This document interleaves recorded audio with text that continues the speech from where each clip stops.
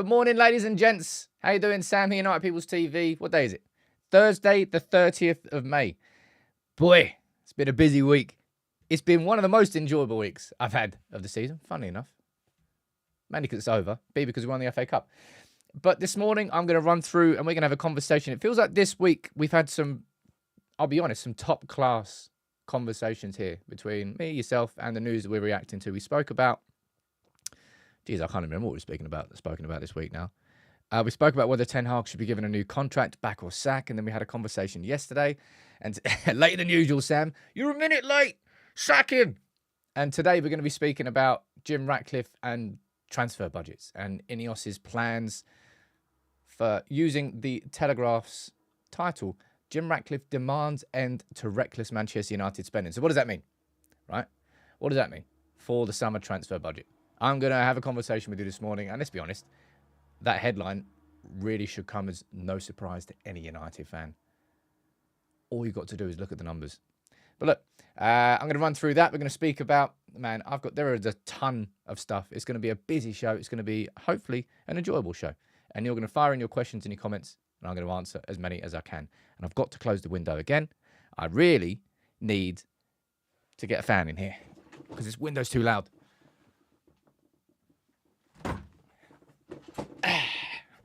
Well, it's not that the window's too loud, but outside. Damn, that road just decides to get busy as hell when I start a live show. Good morning to you, Wendy. Who else is here from the Mod Gang? We've got Jason. Good morning to you. Carl, you're there. Ant, I saw you earlier. T, I saw you earlier. Who else is here? Can't see any other ones there. I'm sure Josh is there hiding in the background as always.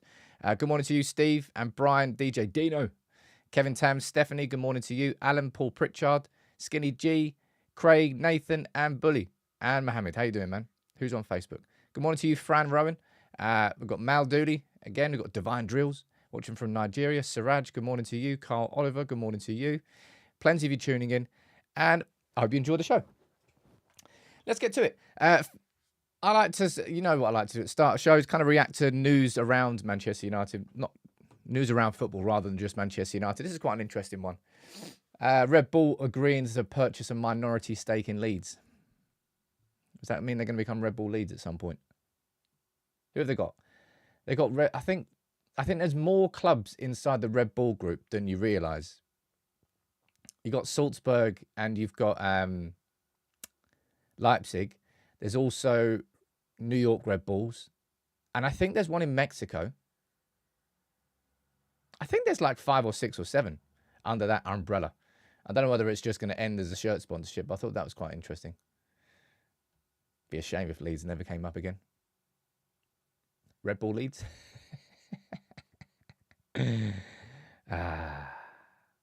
issue with Leeds not coming up is we're missing out on like 4, 6 guaranteed points. That's a real shame. That's a real shame. People saying that I can't buy Red Bull ever again. Okay, calm down. But I hate Red Bull. I hate any sort of. I just don't really do caffeine. Hot drinks, nah. Red Bull, Monster, I can't do them. Whenever I used to go out back in there, I could never do vodka Red Bulls. Just didn't work for me. Anyway, enough about me going out and drinking. Second bit of news, which has been confirmed now, is it's such a strange appointment. I think so anyway. And I can't actually remember how many managers Bayern Munich went through until they ended up at Vincent Kompany. In very much the same way that Spurs did with Postecoglou. I think they started off by going after, was it Nagelsmann? Then he said, no, I'm staying in Germany. And bearing in mind that Nagelsmann was a previous manager of theirs. No, it was Xabi Alonso they went after first. Then they went after Nagelsmann. And then they went after Ragnick. And then they went after, I think they tried to get Tuchel back. And then I think they went after, I think there might be another 1 or 2. It's like the 5th or the 6th, maybe the 7th choice. I'm not sure. Hansi Flick may have been chosen, but he's gone to Barcelona now. It's a punt and a half from Bayern Munich. It really is.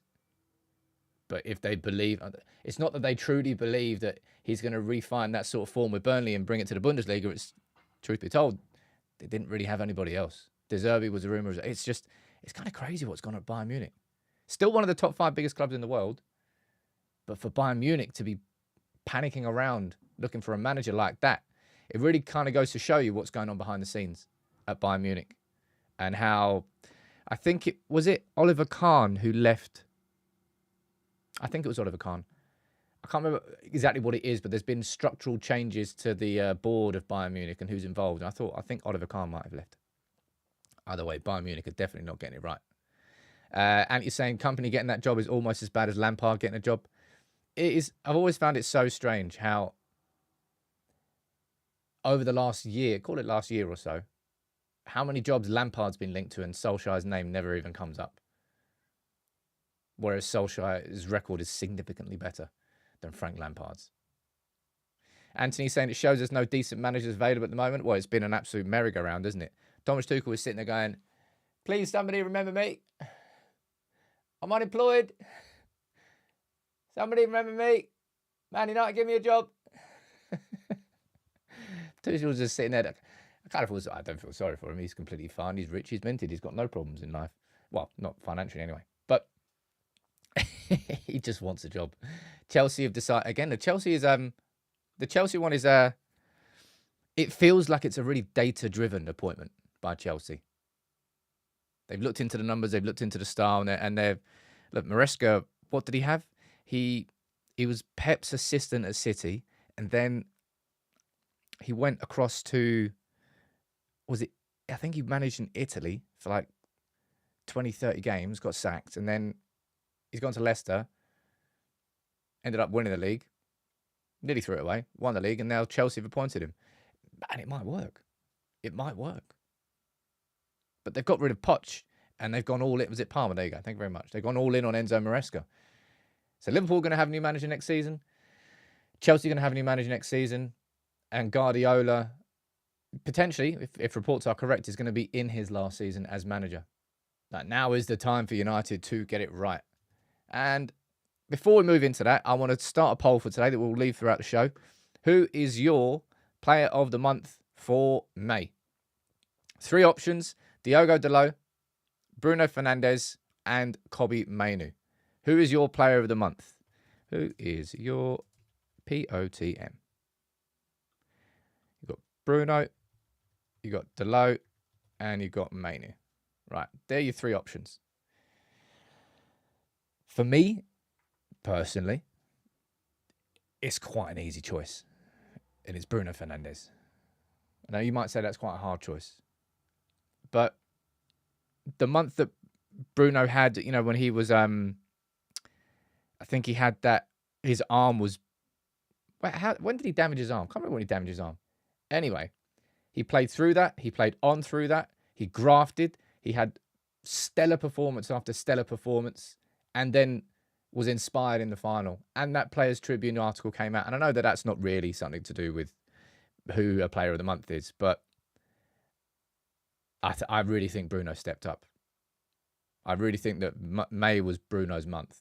And saying that, Mainoo was fantastic.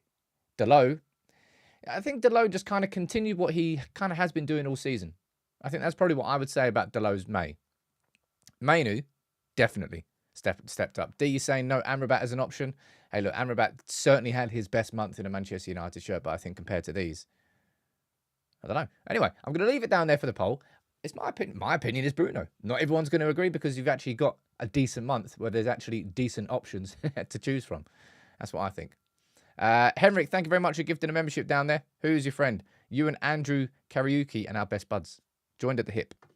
But look, let's get into the core of today's show, right? The summer transfer window. Yesterday, I did a video on the plans, right? I did a video on the plans on the main 3 positions that we're looking to strengthen: centre-back, central defensive midfield, and striker. Okay, that's coming from Erik ten Hag's mouth himself, and also from the Telegraph, sort of corroborating it. And I ran through that yesterday. But today we're going to be focusing not on the names, but on the approach, on the budget. And off the back of this article here from the Telegraph yesterday. And this is definitely worthy of a conversation here this morning. So Jim Ratcliffe demands an end to the reckless Manchester United spending. Now, I've already seen it, and I've no doubt there's going to be more of it. You know what I think it is, right? You know those who are really in support of Man United being taken over by a Qatari back takeover, and if we rewind ourselves to that, and how like vociferous, how strong their support was, to the point where people were saying, Goldbridge literally said, Manchester United is dead. The INEOS takeover has killed Manchester United. Manchester United is over. His words, not mine. And that's how a lot of people genuinely felt. So I think a lot of those people who really were so pro-Qatari are going to be looking at anything that Jim Ratcliffe does and just going, oh, no, he's a Glazer V2. Oh, no, yeah. He's just another Glazer. He's a Glazer in a suit. And this idea here that Manchester United have to end reckless spending. The idea here that we go down here, a severe end to extravagant net spending, an emphasis on youth brought into the first team squad, and Manchester United needing to focus on raising money through player sales. If you're somebody who wants to try and label Jim Ratcliffe as, oh, he's a Glazer V2, here you go. There's some ammo for your gun. Whereas in reality, this is about the most logical thing that could ever possibly happen at this football club. And I can prove it to you with numbers. And you might say, oh, numbers aren't important, Sam. Well, numbers are important when you're running a business. Good luck running a business if you don't look at the numbers. Because your business won't last. Your business will go under. And Manchester United, look at this, right? Total profit and loss made from United between 2010 to 2023, all right? Look at Manchester United in the last 3 years. Last 4 years. 23 million loss. 92 million. 115 million. 30 million. This is a club which has revenues in excess of 600 million. Consecutively, in 4 years, making losses. 5 out of the last 6 years making losses. And you have to go back to, what year was that? 2013, the last time we won the league, to see Manchester United making a profit over £50 million. Do you know how... Yeah, COVID didn't help. I absolutely understand that, Chris. So there's going to be extremes here that are part of it. But this is insane. And when it comes to reckless transfer spending, this isn't to say that Manchester United will not have a budget this summer, all right? You can take that headline like that if you want, and you can shout angrily from the corner of the pub with your pint of bitter if you want. But that's not what this means. What that means is stop this. This here is reckless spending. And I've said this quite a few times here on this channel. Over the last 10 years, under the Glazers, spending wasn't actually the biggest problem, as is shown here. The problem has been who has been in charge of the spending. The problem has been the structure of our football club, and the problem has been who's got their hands on the wallet. No club has spent anywhere near as much as Manchester United in net spend. So how much you spend versus how much you make. It's this, right? We go over to this board, which I haven't really quite used yet, but it's your net spend in the middle. Right now, Man United, we're in profit. We're in profit this summer because we haven't bought anybody yet. But this is madness. This is all down to Ed Woodward, all down to the Glazers, all down to the people who followed Ed Woodward, Richard Arnold. The same things happened. You know what really pisses me off? Because sometimes I think about it. I sometimes think, my word, could you imagine where we would be right now had we spent our money properly? And I suppose you can say that for every football club, like hypotheticals and all that. But for a nearly net spend of 1.2 billion, not million, billion, man, we should have been nowhere near where we are. But combine that with the fact that Manchester United have made losses in 4 out of the last 5 years, 5 out of the last 6 years, and then you hear that Man United are going to have to end the reckless spending. Of course we are. Of course we are. You're bonkers if you think otherwise. It's like, oh yeah. And I've seen people do it. I've seen people doing videos on it. Man United can spend 400 million this summer. And I'm like, where in cuckoo land are you coming from?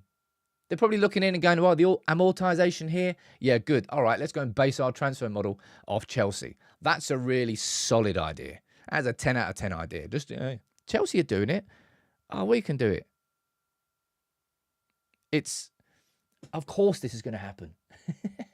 But it doesn't mean that this summer has to be a complete waste. What it has to mean is that this changes. And I'm going to go into this, right?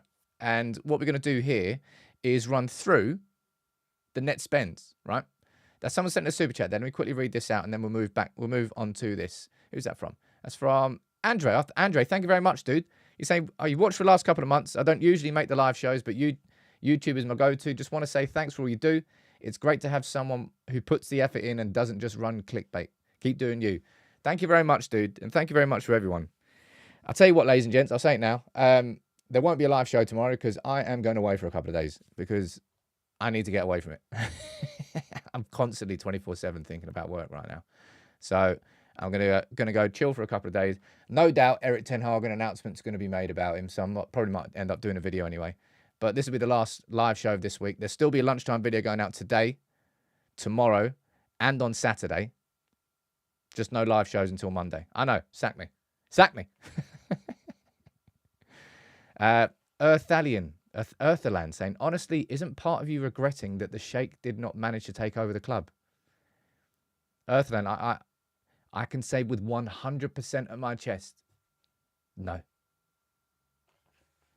I hated that compromise that I thought I was going through when I thought the Man United were going to become a state-owned club. And I hated it. Because at my core, I think it kind of depends, and I don't mean this in a sort of condescending way, but I think it depends on age a little bit. If you grew up watching United and you grew up and watched Sheikh Mansour come and buy City, and City go from Ilano, Adebayor, and whatever other crap they had, Craig Bellamy and all that nonsense team that they had, and they went from that to this now, all because of that oil money, and you think that I want that for my club, Manchester United? No. It might be what you're used to because it's modern football, and you can't do it. And that's what I mean. It's man, you had to go in and out of it. There's no way I regret it. Am I bit my lip there. Bit my lip. I'm not 100% confident that INEOS are going to be perfect for us, but sod that. Sod that. I know it's selfish of me. I might cancel my break. But anyway, when it comes to the reckless spending here, right, which is what this is about, this is what it's talking about. Man United last summer, look, Højlund was a success.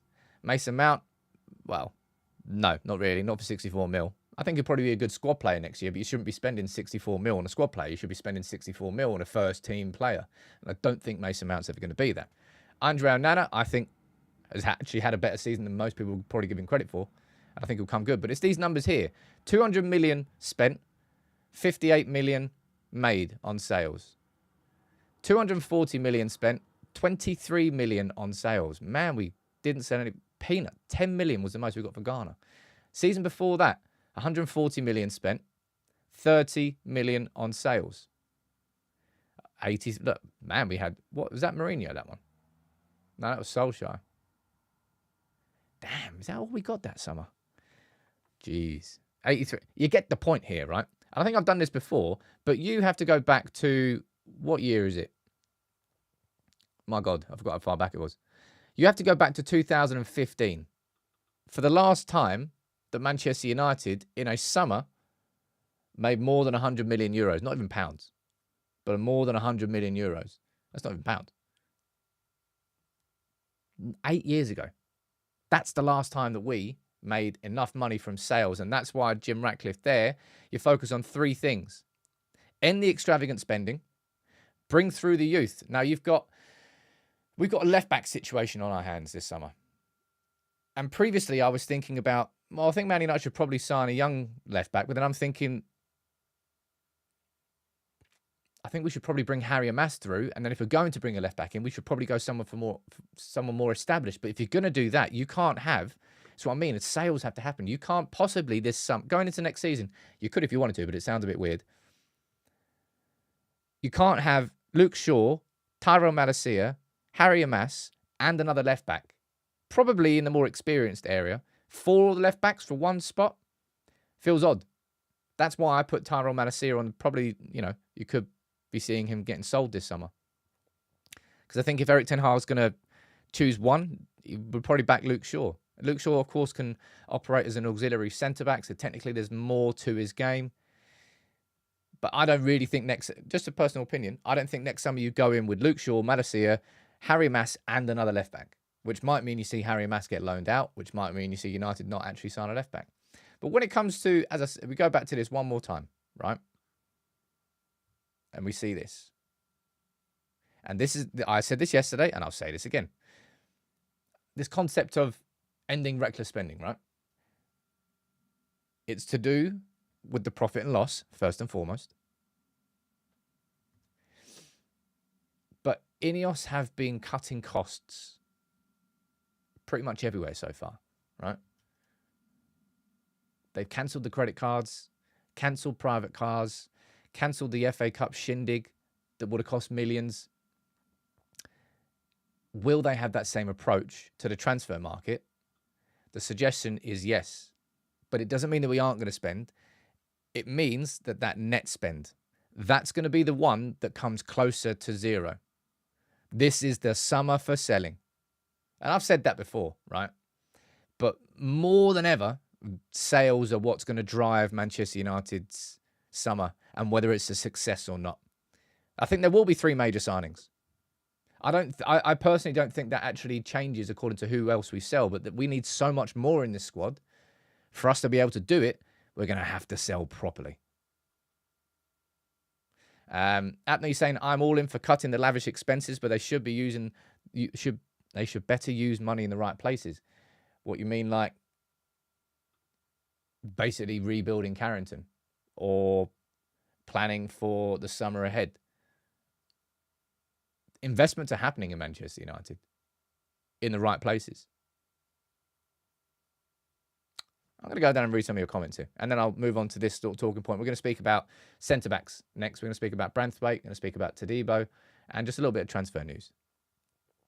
And you're saying forget any Premier League signings. Far less likely because of the premium that comes with them. I don't think Manchester United can afford... Might be the wrong way to describe it. I don't think Manchester United can realistically afford premium this summer. Not that we're going to be shopping in the bargain bucket, but we're going to have to Todibo for example, right? Todibo and Branthwaite is probably the perfect example, actually.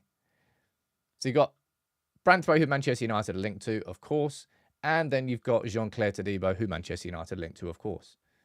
Now, Branthwaite's actually a left-sided centre-back at Everton, but he played right-sided centre-back at PSV. He's going to cost in the region of like 60 mil. And I think that's at a minimum. My personal opinion is that Jared Branthwaite doesn't leave Everton this summer. I think Amadou Onana does.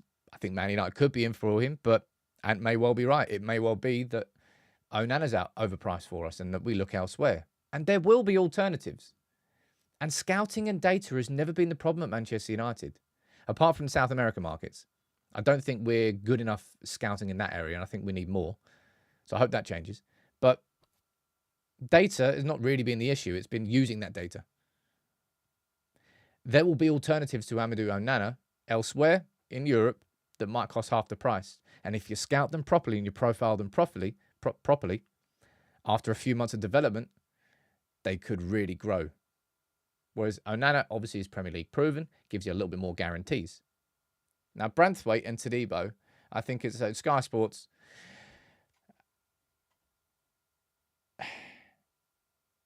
Man United clearly interested in Branthwaite. And I don't know what you're doing down there. You're just slightly better Lindelof. I think you've been listening to Housen on that one for sure. Who Housen really doesn't like Branthwaite. He thinks he's massively overrated. Branthwaite is an excellent defender. All right. I kind of look at Branthwaite in the same way that I look at John Stones when he was at Everton. He massively developed. He was a decent enough player at Everton, but when he went to City, he just got better and better. You might argue, oh, John Stones. I'm not going to get into an argument about who's better and who's good, blah, blah, blah. Branthwaite will be better if he moves.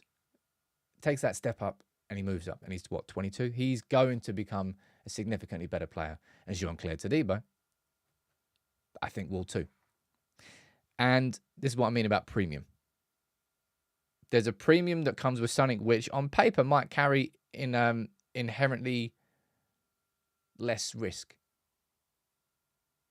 And you might say Branthwaite has that simply because he's got the Premier League experience. And Jean-Claire Todibo doesn't. And for a lot of people, that's like a defining factor. In the same way that, how many trophies has he won is a defining factor as to whether or not a manager is a good idea or not a good idea. Sarah, thank you very much, dude. You gifted 5 memberships there. Jeez. Fergie. I can't believe it. I can't believe it. Football, bloody hell. I was going to say something there, but I'm not going to. I'm not going to say it because I might tempt fate.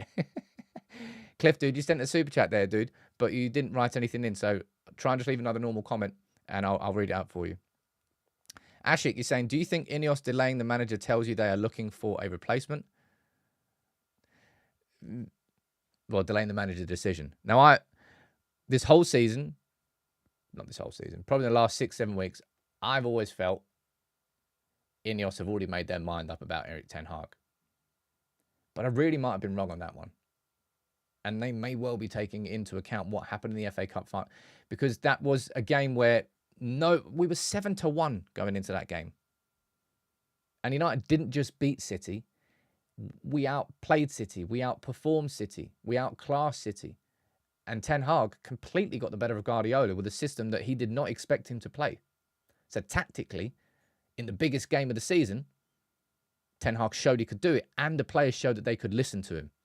So maybe there was a lot that they learned in that FA Cup final that maybe there were question marks about, which is sort of leading to their decision being, call it delayed if you want. It's Thursday. It's been less than a week since the FA Cup final. We'll find out. We'll find out indeed. Marcel, thank you very much, dude. We should bring Gary Neville up, I reckon. I reckon Gary Neville's got something to say.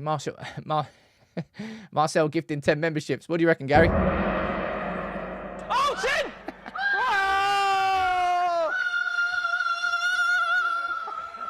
That's what it sounds like. You can just hear him running across the screen. Omar, you're saying, what's the best option for a backup striker? There'll be a short video going out on that quite soon. But yeah, back to the overall point here. Premier League players will come with their premiums. Man United tax, English tax, Premier League tax, all these sorts of taxes. I think I've said this for a while, and I maintain this. I'd be surprised if Manchester United signed anybody this summer above the price of, like, the absolute max I think will go, and this would only be for one player, will probably be 60 mil. But I'm thinking 50 mil overall. That's probably going to be the main aim, which, of course, is going to rule out quite a few players. Now, Sesko's release clause might be above 50 mil.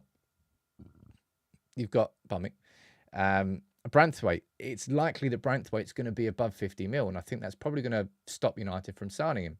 I actually think that Everton will price Branthwaite out of a move, just like Napoli did with Osimhen last summer, and Osimhen will move this summer, probably for, in the region of 75, 80 mil, although I don't know anybody that needs a striker now. Not top level. So it's interesting to see what goes on there. But I think Branthwaite will stay at Everton, probably develop, probably become an even better player. And actually, I don't think they'll lose price on him. I think the same price will hold next summer. But I think Onana's more likely to be sold. But this should be what is happening. And had this happened earlier, our club wouldn't be in such a mess. Financially and realistically as well. Oh, yeah, of course. Yeah, my bad. Chetan. Chelsea. Osimhen's going Chelsea, isn't he? Surely that feels like the most Chelsea move ever.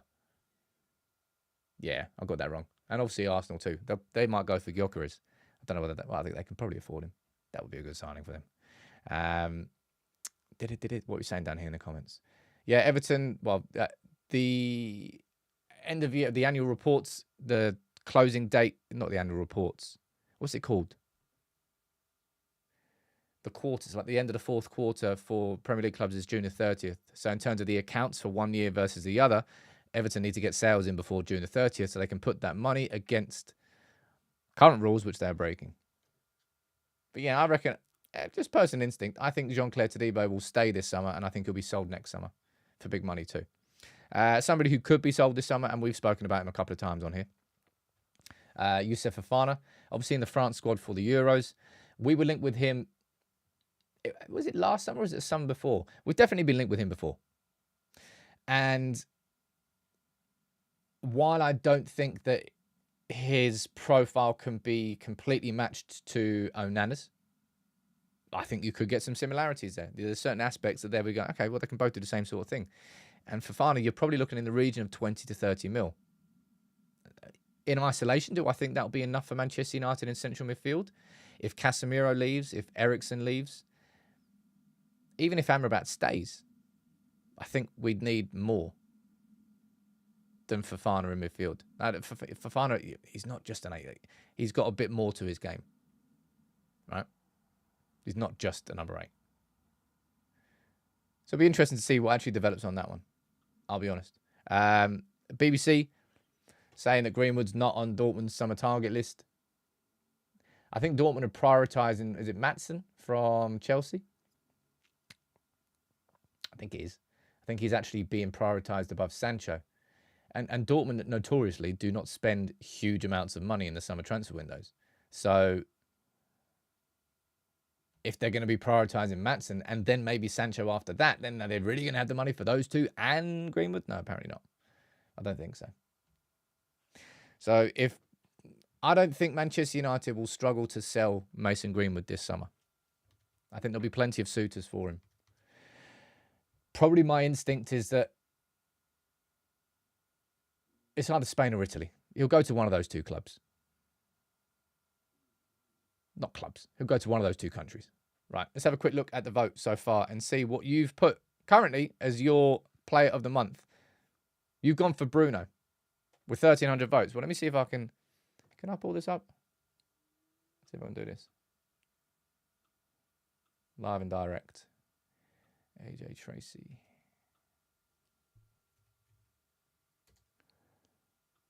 Am I logged in?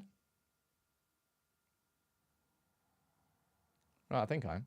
I am. Right, okay. So, we're just doing it by the community here. 54% of you, are 1,400 votes, have voted for Bruno Fernandes. Community vote is in. Community vote is in. That was fun.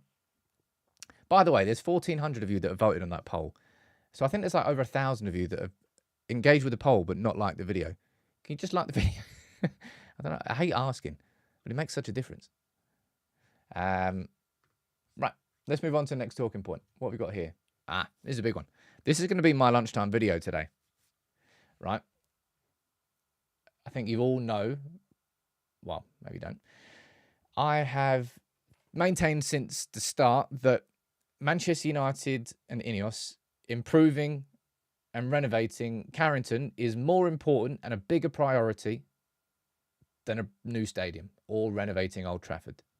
That might be ultimately what we want and what we'll get to, but in terms of the thing that's going to make a real change in the short term that will affect the long term as well is Carrington. And it's happening, right? So what I'm going to do, my lunchtime video is going to have, sorry, go on, itchy nose. Oh, yeah. My lunchtime video is going to have a lot more detail than this. But I'm just going to run through the main principles and the main changes that are going to be happening. And they put it down as 4, right? The day after, we already know this. Like, this is what INEOS want to do at Manchester United. Become more cost effective as a business, telling staff to look after club money as if it were their own. And we know that. We've already spoken about this. Ending the reckless spending. Introduce a more collaborative approach at Carrington by creating new communal areas for the manager, his coaches and other backroom staff. Upgrade the facilities, gym facilities at the training ground. You know, we've already spoken about that new pre-activation area, which basically is warm up properly. You might get less injured, is kind of what they're suggesting there. Cut loose the staff who are not committed to the new regime. And we spoke about the staff cuts that are happening. There's just a lot going on. And bear in mind, by the way, and this is really important to, again, what I was saying I'll speak about, Erik ten Hag has already kind of gone on record to say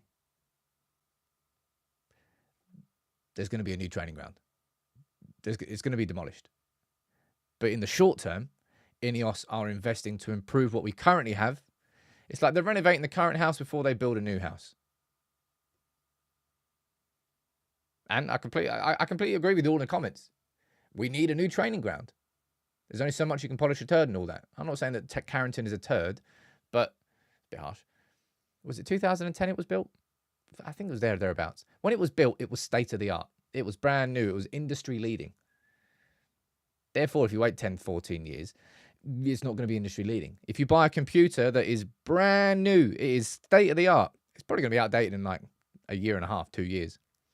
Same with cars. You buy a car that's brand new, state of the art, 14 years later, you go, well, what do you mean? What's an electric vehicle?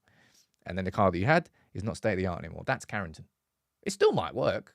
Still might get you from A to B. But is it the best it can be? No. Anthony's saying that, and this is the thing, and this is something to really think about, right? When you say, INEOS are just Glazers V2. Why invest millions on something which is going? Which is a very logical thing to say. And if INEOS were the Glazers, absolutely nothing would be happening to Carrington. Well, nothing would be happening to a new training ground anyway. But the fact that INEOS are willing to put millions in to Carrington in the short term before the new training ground comes, because they could easily just say, right, exactly what you just said there.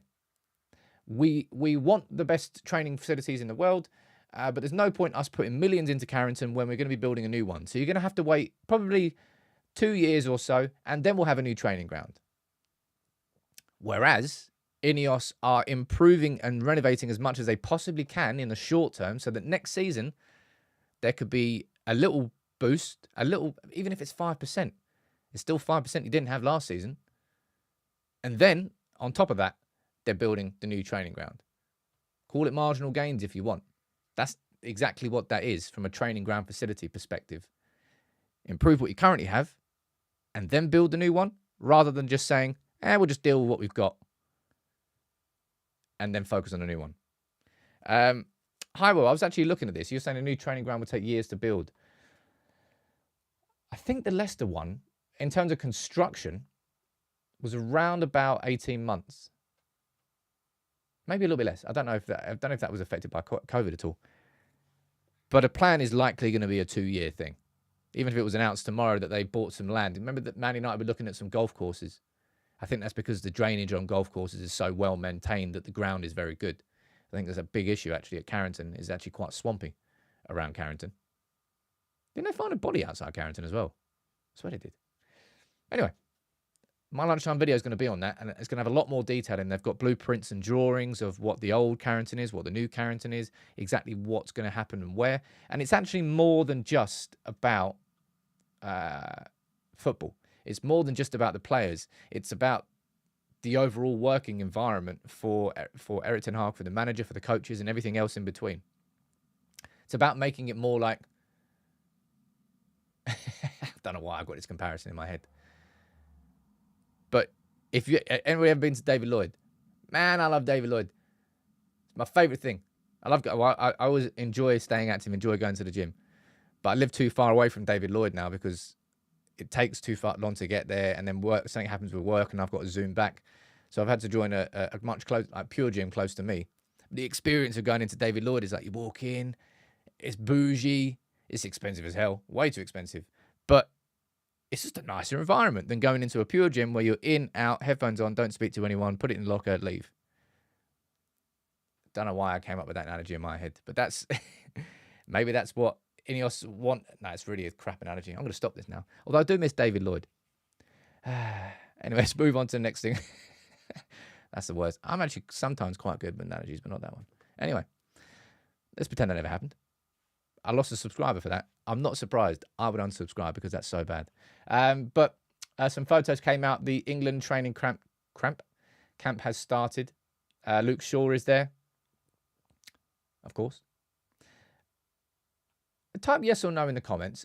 Do you think Luke Shaw will make the final squad for the Euros? Type yes or no.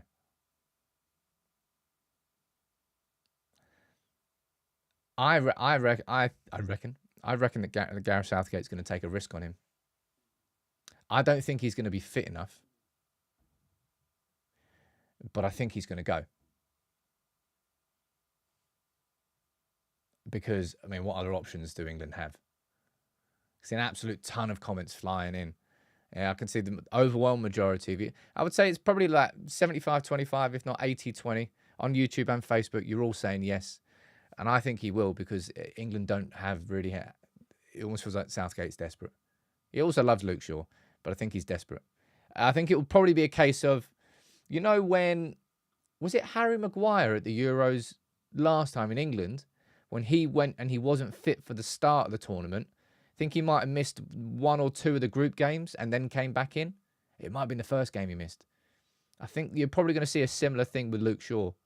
Might not see him at the very start, but you might see him come in for towards the end of the group stages and maybe for the knockouts. That's kind of what I think as well. Speaking of Harry Maguire, there's Harry Maguire there as well at training camp. And I just want to have a quick conversation here just to wrap up the show. Speaking about Kobbie Mainoo, because Gareth Southgate said this, right? You can see technical ability. Then it's about how tactically aware, how mature, ability to cope in big matches. Big matches, you say? Oh, okay. When you play for United, you are always in the spotlight. He's shown that with them and for England. And I know that typically England hasn't been a good place for Manchester United players. Wayne Rooney and David Beckham standing out as two shining examples of Man United players who have come back into a season off the back of like just horrendous treatment in the spotlight. And Beckham, none more so than Beckham. By the way, he went on to win a treble next season. So I'm worried about Kobbie Mainoo being in that environment where it's not just pure, complete support from United fans. It's getting dropped into the England cauldron.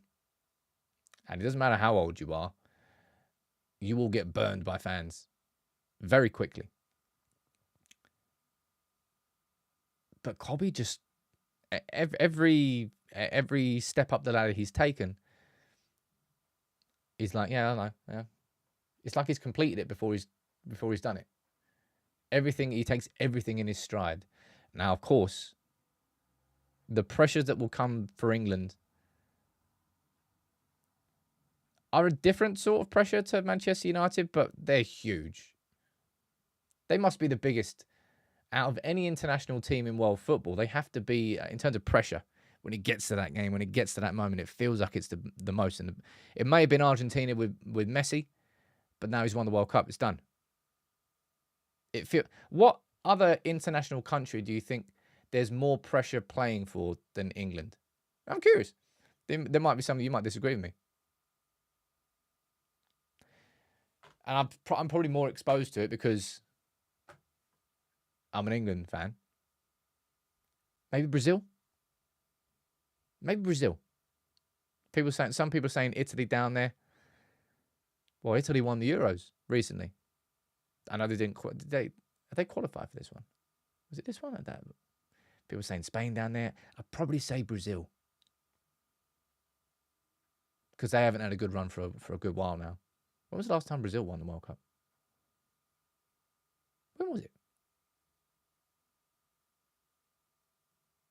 Germany won it in 2014. Might get my years wrong. No. Argentina 22. Was it Germany 14? 2018. Who was that? I can't even remember, man. I can't remember. Was it Brazil 2014? I've got no idea. I've failed that pub quiz. I'd probably be alright if I actually thought about it, but not in the middle of a live show. Was it 2002? Jeez! Yeah, it's definitely going to be Brazil then. Definitely be Brazil. Anyway, speaking of Argentina, what do you reckon about this? Mascherano wants to call up Alejandro Garnacho to Argentina's Olympic squad this summer. Obviously, the Copa America is on, and presumably this rules Garnacho out from playing in the Copa America. I personally think he'd be pretty devastated about this because you're looking at Messi's last Copa America, probably, and last World Cup coming up. He's going to be in one of those squads. He's going to be in the Olympics or he's going to be in the Copa America. I think so anyway. Maybe he'll get dropped. Is it a provisional squad that the Argentina team have released? I think he'd be devastated to not be in that squad with Messi and have the opportunity to play with him at an international tournament. Tony is saying he needs a rest. I know he needs a rest. I would much rather, for his sake, that he went to the Copa America rather than the Olympics. Personal opinion. I can't imagine he may not even play at the Copa America, but he'll want to be there. He'll want to be involved, and he'll want the memories of training and being there with Messi, and maybe he'll get some minutes too, and maybe he'll even play with him. But yeah, he is going to be tired either way. It's going to be the Olympics, or it's going to be the Copa America. I personally would go Copa America for him anyway, but we'll see. Whoa. Tell you what, Thomas is saying, I don't think he cares that much about Messi as you think. I think you're wrong there, Thomas. Does Garnacho want the opportunity to play with the world's arguably best ever player in an Argentina shirt at an international tournament? You saw how much he idolizes Ronaldo. And I think he's one of the only players who actually played with Ronaldo and Messi. There's probably some anyway. That will mean a lot to him. I think so anyway. I might be wrong. I'm always wrong. Never. Sometimes I am. But look, ladies and gents, thank you very much for another busy week. I won't be here tomorrow with a live show. I'm going to be here at lunchtime today with a more in-depth video on this, what's happening at Carrington. I'm going to pull up the blueprints, show you the drawings, and have a little bit more of a conversation about how it's not just the training facilities that are being changed, but also kind of a working environment that's being changed. So that's happening. Then tomorrow, I'm going to be doing a video on kind of a step forward from this. I'm saying, right, if that's going to be the plans for this summer, I'm going to do a video on how do you build Manchester United's perfect centre-back partnership. I'm going to list off the centre-backs that are linked with us and compare profiles and say, what's the perfect match for all of that? That's going to be tomorrow. And then on Saturday, make sure you're around and make sure you turn your notifications on. Because there's a special video going out on Michael Elise. And that's one of the little mini documentaries that I love doing so much. I love it when I can do higher quality content. I'm trying to bring in an editor that's going to help me with the lunchtime videos, but the lunchtime videos are such a short turnaround. It's hard to get them done. I'm trying to figure it out. We'll do it. I'm not going to do the map today. I'm going to leave the map for a week. I'm going to give the map a rest as well. Everything's getting a rest for the next couple of days. I'll be back here on Monday. And as I said, there's going to be videos anyway the next few days. You just won't see me live. Much love, everybody. Have a good few days. Don't miss me too much.